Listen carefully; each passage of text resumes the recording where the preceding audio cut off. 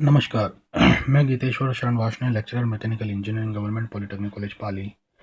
इस video lecture में subject management E 210 EL 310 के टॉपिक पार्टनरशिप यानी साझेदारी को डिस्कस करूंगा। तो इस पिछले वीडियो लेक्चर में या जो ऑनरशिप का जो फर्स्ट टाइप है सोल ट्रेडिंग या सोल प्रोप्राइटरशिप या एकल स्वामित्व, उसका जो डिसएडवांटेज था लिमिटेड कैपिटल वाला या लिमिटेड मैनेजरियल स्किल वाला, तो उनको देखते हुए पार्टनरशिप यानी साझेदारी के कंसेप्ट को डेवलप किया गया। तो इसको जो है इसके लिए बाकायदा एक इंडियन पार्टनरशिप एक्ट है। जैसा हमने देखा था सोल ट्रेडिंग में ऐसा कोई एक्ट नहीं था। तो इंडियन पार्टनरशिप एक्ट 1932 पार्टनरशिप को डिफाइन करता है as the relation between persons who have agreed to share the profit of the business carried on by all or any one of them acting for all। यानी कि साझेदारी ऐसे व्यक्तियों का समूह है जो परस्पर किसी व्यापार में लाभ में भाग लेने हेतु संगठित हों और जिसके संचालन वे सब अथवा उनमें से उनका एक प्रतिनिधि करता हो। जो व्यवसाय में भाग लेता है उसे पार्टनर या साझेदार कहते हैं और उस संस्था को फर्म कहते हैं। तो इसके कुछ फीचर्स की हेल्प से हम जो है इसका जो कंस्ट्रक्शन है उसकी स्टडी करेंगे, किस तरह से जो है इसके जो कैरेक्टरिस्टिक्स हैं, क्या इसके लक्षण हैं, उसके बारे में जानकारी लेंगे। तो पहला है फॉर्मेशन, इसका कैसे होता है। ये जो है इंडियन पार्टनरशिप एक्ट 1932 से गवर्नड है और फॉर्मेशन जो है दो तरह से हो सकता है। एक तो ओरल कॉन्ट्रैक्ट हो सकता है और एक रिटन एग्रीमेंट हो सकता है। तो ओरल एग्रीमेंट में तो बहुत जो लीगल जो बेनिफिट्स है वो नहीं मिल पाएंगे, इसलिए जो है रिटन एग्रीमेंट या रिटन कॉन्ट्रैक्ट जो है वही जो है वो उसी की जो है सिफारिश की जाती है जनरली। तो it comes into existence through a legal agreement wherein the terms and conditions governing the relationship among the partners, sharing of profits and losses, and the manner of conducting the business are specified.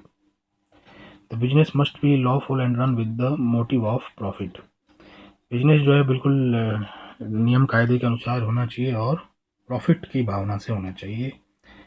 ये charity की भावना से नहीं होगा। अगर दो व्यक्ति जो है चैरिटेबल पर्पज के से मिलते हैं तो उसको पार्टनरशिप नहीं कहा जाएगा, यानी प्रॉफिट का मोटिव भी होना जरूरी है। The written agreement which specifies the terms and conditions that govern the partnership is called the partnership deed. जो लिखित अनुबंध जो है जो गवर्न करता है पार्टनरशिप के रूल्स, रेगुलेशंस और कंडीशंस को, वो उसे कहते हैं पार्टनरशिप डीड। तो पार्टनरशिप डीड के क्या क्या आइटम होते हैं एक बार देख लेते हैं। पार्टनरशिप डीड में होना चाहिए name of the firm, nature of business and location of business, duration of business, investment made by each partner, distribution of profits and losses के बारे में बताएगा पार्टनरशिप डीड की किस रेशियो में प्रॉफिट और लॉस डिस्ट्रीब्यूट किया जाएगा। Duties and obligations of the partner, हर एक पार्टनर के अलग अलग ड्यूटीज और ऑब्लिगेशंस के बारे में बताएगा। सैलरीज अगर है तो सैलरी भी पार्टनरशिप डीड में लिखी जाएगी अगर दी जाएगी तो, और कोई बीच में अगर अपने जो है शेयर को विड्रॉ करना चाहता है उसके बारे में भी रूल्स जो है नियम जो है उस पार्टनरशिप डीड में बताए जाएंगे। टर्म्स गवर्निंग एडमिशन यानी inclusion, retirement and expulsion of the partner, यानी कि कोई नया पार्टनर अगर जुड़ना चाहे उसकी क्या शर्तें और कंडीशंस, किसी पार्टनर की एग्जिस्टिंग पार्टनर का रिटायरमेंट या किसी एग्जिस्टिंग पार्टनर को जो है निकालना हो तो उसके नियम और शर्तें जो है पार्टनरशिप डीड में बताई जाएंगी।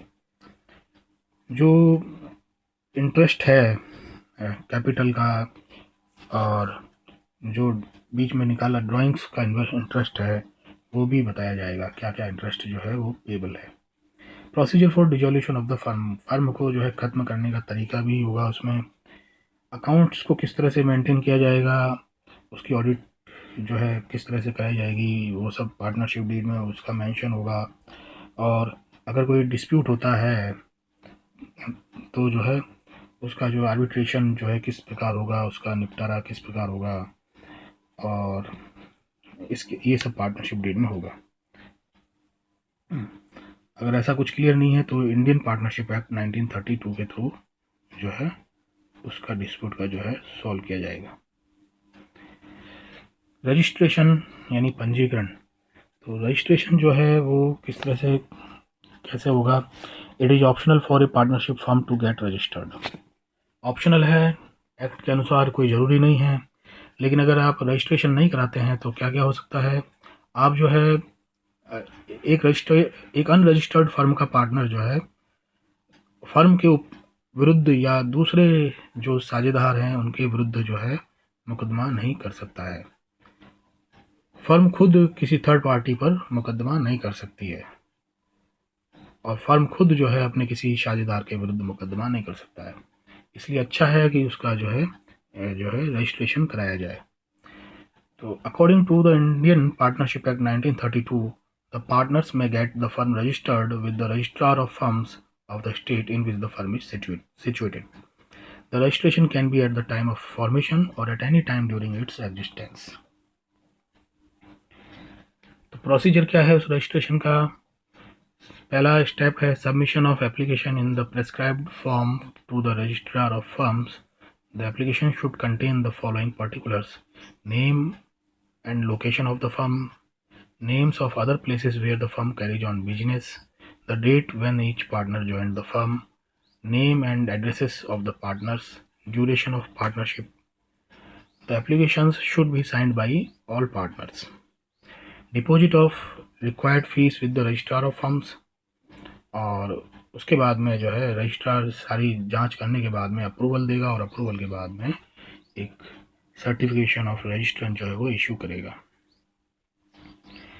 लाइबिलिटी क्या होती है? जैसे सोल ट्रेडिंग हमने देखा था अनलिमिटेड लाइबिलिटी है, तो यहाँ भी जो है फर्म की अनलिमिटेड लाइबिलिटी होगी, और personal assets may be used for repaying debts in case of business assets are insufficient.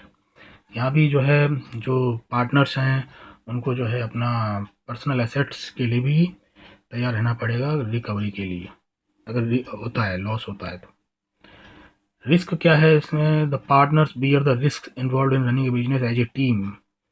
यहाँ पर एक इंडिविजुअल नहीं है, टीम की तरह जो है रिस्क को जो है बियर करना है।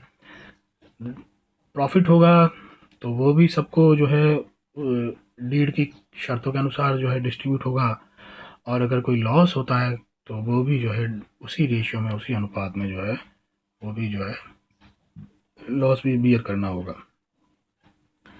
डिसीजन मेकिंग और कंट्रोल कैसे होता है? The partners share all amongst themselves the responsibility of decision making and control of day to day activities. Partners खुद ही जो है स्वयं जो मिलकर के आपस में मिलकर के जो है डिसीजन मेकिंग की रिस्पॉन्सिबिलिटी लेते हैं और डे टू डे एक्टिविटीज़ को कंट्रोल करते हैं, और डिसीजंस जो है वो आम सहमति से लिए जाते हैं। कंटिन्यूटी कैसे रहती है इसमें? कंटिन्यूटी कैसे ब्रेक हो सकती है? Partnership is characterised by lack of continuity of business since the death, retirement, insolvency और insanity of any partner can bring an end of the business. यानी कि किसी एक पार्टनर की मृत्यु या उसका रिटायरमेंट या उसके दिवालिया होने पर या उसके विक्षिप्त हो जाने पर जो है वो पार्टनरशिप जो है वो उसकी कंटिन्यूटी ब्रेक हो जाती है, एंड हो जाता है बिजनेस का। लेकिन बचे हुए पार्टनर अगर वो ऐसा चाहें तो बिजनेस को कंटिन्यू कर सकते हैं एक नया एग्रीमेंट बना करके। नंबर ऑफ पार्टनर्स कितने होने चाहिए? मिनिमम नंबर तो 2 हैं एज पर द एक्ट, और मैक्सिमम नंबर जो है वो फिलहाल है 50 से अधिक नहीं हो सकते हैं पार्टनर्स जो हैं एक फर्म के अंदर, 2 से लेकर 50 तक।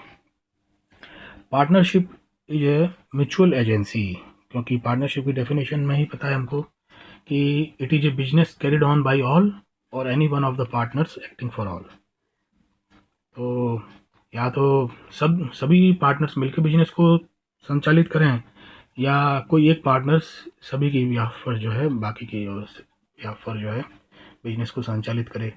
तो हर एक पार्टनर जो है एक दूसरे पार्टनर का एजेंट की तरह काम करेगा, इसलिए इसकी एक कैरेक्टरिस्टिक है म्यूचुअल एजेंसी।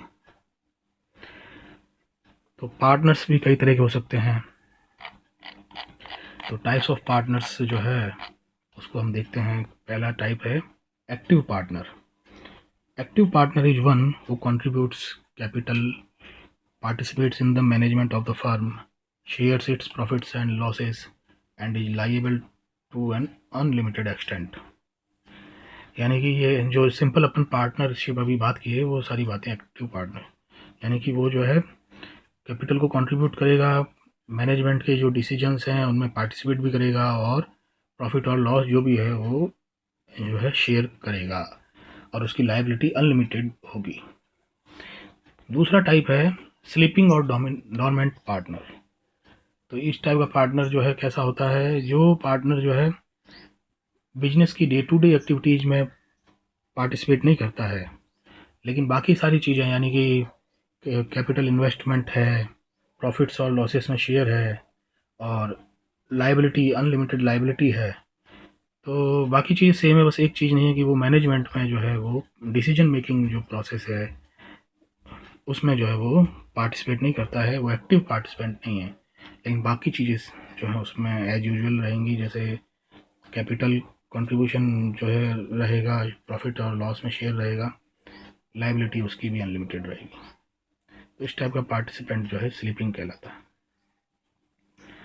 अगला है सीक्रेट पार्टनर। तो सीक्रेट पार्टनर वो है जो जनरल पब्लिक से पता नहीं है, जिसका कि जनरल आम जनता को पता नहीं है कि ये जो है फलानी फर्म का पार्टनर है। ऐसे पार्टनर को सीक्रेट पार्टनर कहेंगे। इस टाइप का पार्टनर कैपिटल कंट्रीब्यूट करेगा, बाकी सारी चीज़ें सेम होगी, बस मैनेजमेंट में जो उसका पार्टिसिपेशन होगा वो सीक्रेट होगा, या तो नहीं होगा या सीक्रेट होगा। इस टाइप के पार्टनर को कहते हैं सीक्रेट पार्टनर। अगला है नॉमिनल पार्टनर। नॉमिनल पार्टनर जो है वो है जो अपने नाम को फर्म के साथ में अलाउ करता है, लेकिन कैपिटल कंट्रीब्यूशन नहीं करता है, और मैनेजिंग में एक्टिव पार्ट भी नहीं लेता है, प्रॉफिट और लॉस में भी जनरली जो है शेयर नहीं करता है। तो लेकिन उसकी जो लाइबिलिटी है उसकी भी अनलिमिटेड रहती है, यानी क्योंकि वो अपने नाम का यूज करता है, तो थर्ड पार्टी जो है उसके नाम के कारण जो है फर्म पर जो है विश्वास करती है, इसलिए उसको भी लाइबिलिटी उसकी रहती है। नेक्स्ट टाइप है पार्टनर बाय एस्टॉपल। तो इस टाइप का पार्टनर वो है जो अपने खुद के इनिशिएटिव से, अपने खुद के कंडक्ट और बिहेवियर से इस टाइप का इंप्रेशंस दूसरों पर देता है कि वो जो है फर्म का पार्टनर है। तो इस टाइप के पार्टनर को बोलते हैं पार्टनर बाय एस्टॉपल। इस टाइप का पार्टनर जो है कैपिटल कंट्रीब्यूट नहीं करता है, मैनेजमेंट में डिसीजन भी नहीं लेता है, प्रॉफिट और शेयर में लॉस भी नहीं होता है, लेकिन उसकी भी लाइबिलिटी अनलिमिटेड होती है, क्योंकि थर्ड पार्टी जो है, थर्ड पार्टी की आंखों में जो है वो भी एक पार्टनर होता है, even though these types of partners do not contribute capital or do not take part in its management। तो नेक्स्ट टाइप है पार्टनर बाय होल्डिंग आउट। ये इस टाइप के पार्टनर जो हैं वो हैं जो फर्म के पार्टनर नहीं हैं, लेकिन नोइंगली अपने आप को जो है एक पार्टनर की तरह से प्रदर्शित करते हैं फर्म में। तो such persons becomes liable to outside creditors for repayment of any debts। तो इस टाइप के पार्टनर भी जो है कैपिटल में कंट्रीब्यूट नहीं करते, मैनेजमेंट में पार्टिसिपेट नहीं करते, शेयर प्रॉफिट में भी प्रॉफिट और लॉस में भी शेयर नहीं करते, उनकी लाइबिलिटी भी अनलिमिटेड होती है। लेकिन यदि वो कोई डिनाइल इशू कर दें, क्लैरिफाई अपनी पोजीशन इशू कर दें before any dispute that he is not a partner in the firm, तो उस केस में जो है वो थर्ड पार्टी के अनलिमिटेड लाइबिलिटी से बच जाता है। इसके अलावा एक क्राइटेरिया और होता है माइनर पार्टनर, यानी जो 18 साल से कम उम्र के पार्टनर हैं।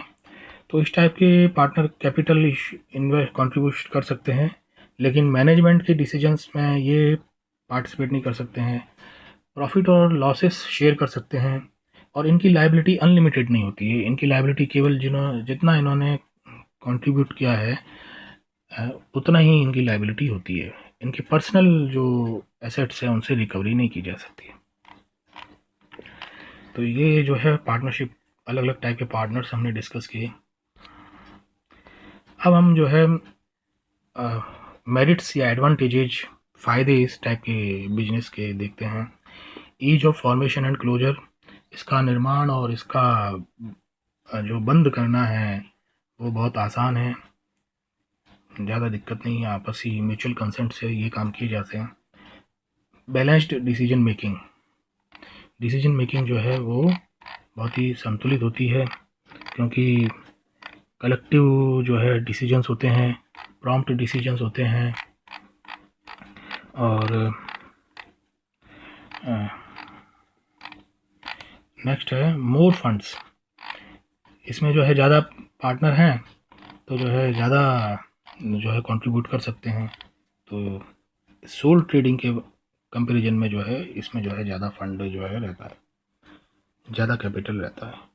शेयरिंग ऑफ रिस्क्स, रिस्क जो है वो भी जो है शेयर हो जाता है, तो इससे क्या होता है, एंजाइटी, बर्डन और स्ट्रेस जो है वो थोड़ा इंडिविजुअल पार्टनर पर जो है रिड्यूस हो जाता है। सीक्रेसी इसमें रहती है, क्योंकि firm is not legally bound for publishing it's accounts and submitting its report. तो जो है पब्लिक नहीं होता है अकाउंट्स, तो सीक्रेसी बनी रहती है। तो ये इसके कुछ मेरिट्स और एडवांटेजेस हैं। इसके कुछ लिमिटेशंस क्या क्या हैं। इसकी लायबिलिटी जो है अनलिमिटेड है, जैसा कि सोल ट्रेडिंग में है वो यहाँ भी है। तो ये इसका डिसएडवांटेज है, लिमिटेशन है, क्योंकि इसमें अनलिमिटेड लायबिलिटी का मतलब है कि लॉस के केस में या जब रिकवरी होगी तो जो क्रेडिटर्स हैं वो जो हैं पर्सनल, जो पार्टनर्स हैं उनके पर्सनल एसेट्स को भी रिकवर कर सकते हैं। लिमिटेड रिसोर्सेस, क्योंकि मैक्सिमम नंबर जो है पार्टनर्स के वो एक्ट से लिमिटेड हैं, 50 हैं, तो रिसोर्सेस भी लिमिटेड ही हो पाएंगे। कॉन्फ्लिक्ट्स की पॉसिबिलिटी इसमें ज़्यादा रहेगी, क्योंकि जो है डिसएग्रीमेंट हो सकते हैं डिसीजन में, डिसहार्मनी हो सकती है, और no direct relation between efforts and rewards होता है, यानी कि जो कोई पार्टनर्स ज़्यादा मेहनत करता है लेकिन उसको उतना रिवार्ड नहीं मिलता है। तो इस तरह की कुछ चीज़ें होने के कारण जो है कॉन्फ्लिक्ट्स यानी विद्रोह और विरोधों की संभावनाएं पूरी इसके अंदर रहती है। ओपिनियंस में डिफरेंस हो सकता है, तो इस टाइप की जो है किसी का अनवाइज डिसीजन जो है कोई एक्सेप्ट नहीं कर पाए, तो इस टाइप के कॉन्फ्लिक्ट्स हो सकते हैं। लैक ऑफ कंटिन्यूटी, इसमें जो है वही जो है लिमिटेशन है जो सोल ट्रेडिंग में थी, यानी कोई एक पार्टनर यदि डेथ हो जाती है या रिटायरमेंट हो जाता है या इंसॉल्वेंसी के केस में या जो है इंसैनिटी के केस में जो है वो पार्टनरशिप जो है कंटिन्यू नहीं रह पाती है, और उसके कारण उसको फिर फ्रेश एग्रीमेंट करना होता है, तो इसमें भी कंटिन्यूटी का रिस्क रहता है। लैक ऑफ पब्लिक कॉन्फिडेंस, तो इस पार्टनरशिप फर्म जो है वो लीगली जो है उसको ऐसा रिक्वायर्ड नहीं है कि वो अपने फाइनेंशियल रिपोर्ट्स जो है या अपनी कोई और भी इंफॉर्मेशन को पब्लिक करे। तो इसलिए जो है पब्लिक को पास में जब कोई डॉक्यूमेंट नहीं रहता है कोई उसके ट्रू फाइनेंशियल स्टेटस के बारे में जानने के लिए, तो जो है पब्लिक कॉन्फिडेंस जो है इस टाइप की पार्टनरशिप को नहीं मिल पाता है। तो ये इसके कुछ लिमिटेशंस और डिसएडवांटेज थे। अब एक नज़र डालते हैं कि कहाँ इस टाइप की जो बिजनेस हैं वो सूटेबल है। स्मॉल स्केल और मीडियम स्केल बिजनेस में सूटेबल है, जहाँ पर मार्केट लिमिटेड है, जहाँ पर रिस्क लिमिटेड है, जहाँ पर कैपिटल की रिक्वायरमेंट लिमिटेड है, जहाँ पर स्पेशलाइजेशन इन मैनेजमेंट की रिक्वायर्ड लिमिटेड है, रिक्वायरमेंट लिमिटेड है, तो वहाँ पर जो है ये सूटेबल है। जैसे होलसेल ट्रेड यानी कि थोक व्यापार, खुदरा व्यापार, ट्रांसपोर्ट की सर्विसेज, प्रोफेशनल सर्विसेज जैसे लॉ कंपनीज वगैरह हैं, ऑटोमोबाइल के वर्कशॉप एट्सेट्रा। तो ये कुछ इसके एप्लीकेशंस, टिपिकल एप्लीकेशंस हैं।